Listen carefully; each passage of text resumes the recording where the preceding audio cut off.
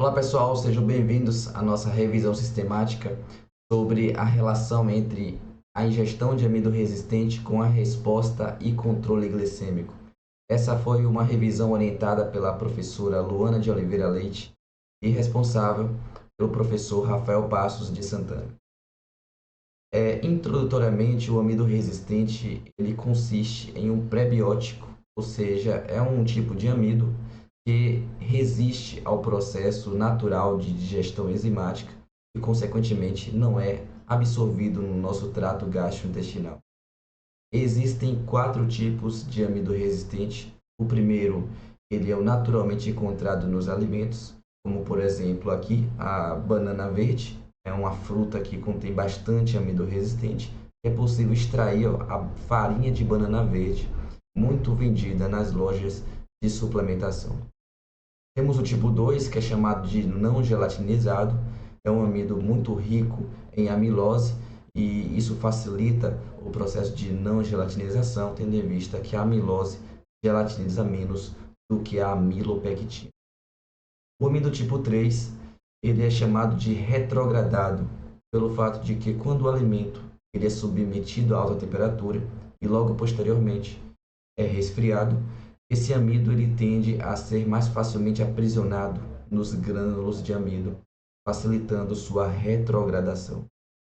O tipo 4 ele é quimicamente modificado, ou seja, ele é produzido a partir do processo de industrialização. Os desfechos aqui avaliados foram desfechos substitutos. Foram utilizados análise da resposta glicêmica de curto prazo, pós-prandial, e o controle glicêmico de longo prazo, representado pela análise da hemoglobina glicada. Aqui nós temos um exemplo de análise da resposta glicêmica. É possível tanto quantificar a glicemia pós-prandial, após a ingestão de um alimento contendo carboidrato, e também é possível calcular a área sobre a curva dessa resposta glicêmica. Isso facilita muito o processo de comparação de um alimento intervenção com um alimento referência que foi usado como controle. Metodologicamente, nós temos uma revisão sistemática da literatura. O período de análise foi de 1º de novembro de 2018 até 6 de fevereiro de 2019. Foram usadas as bases de dados PubMed e Medline, contendo os descritores amido resistente, combinado com controle glicêmico, ou glicose plasmática, ou diabetes. Os critérios de inclusão foram apenas ensaios clínicos randomizados, controlados e publicados nos últimos 10 anos, presença de no mínimo um grupo de intervenção utilizando amido resistente, análise aguda, ou seja, pós-prandial dessa resposta glicêmica, e o controle e ou crônica do controle glicêmico. Os critérios de exclusão foram qualquer estudo contendo outro tipo de prebióticos, simbióticos ou probióticos que fossem utilizados juntamente com o amido resistente, justamente pelo fato de que o principal objetivo aqui é analisar grupos que tenham usado somente o amido resistente e não outro tipo de prebiótico que pudesse influenciar no resultado. Temos aqui um fluxograma mostrando em mais detalhes o processo de seleção dos ensaios. Foram utilizadas duas etapas para selecionar os ensaios. Primeiramente, 159 citações foram selecionadas com base na combinação de palavras-chave. Depois, 137 artigos foram excluídos com base na leitura dos títulos e resumos. Posteriormente, 5 artigos foram também excluídos com base na leitura na íntegra dos artigos selecionados, sobrando apenas 17 ensaios clínicos randomizados.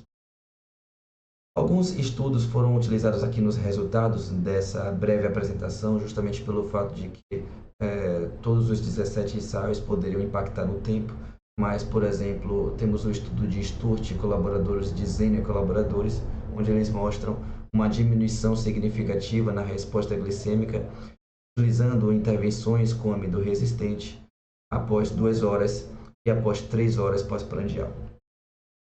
Temos outro estudo também de Lee e colaboradores e Anderson e colaboradores, mostrando agora uma diminuição na área sobre a curva dessa resposta glicêmica após o uso de alimentos contendo amido resistente. Outro estudo de Sturt e colaboradores, também utilizando um tempo de 120 minutos, ou seja, 2 horas após a ingestão de amido, mostra uma diminuição na área sobre a curva dentro dessas 2 horas, né, após a gestão de um cookie contendo 24 gramas de amido resistente. E o de Johnson e colaboradores utiliza um tempo maior, de 10,5 a 16 horas, após a ingestão de um grão de cevada contendo 11,6 gramas de amido resistente. Sendo assim, podemos inferir com essa revisão de que o consumo de amido resistente ele pode ser uma alternativa coadjuvante viável na melhora do controle glicêmico de curto e longo prazo em indivíduos com diferentes graus de flexibilidade metabólica, apresentando o benefício mais relevante no controle glicêmico de longo prazo no diabetes mellitus tipo 2. É importante mencionar que os estudos que avaliaram a hemoglobina glicada, eles utilizaram resultados mais relevantes em indivíduos inflexíveis metabolicamente, ou seja, diabéticos tipo 2.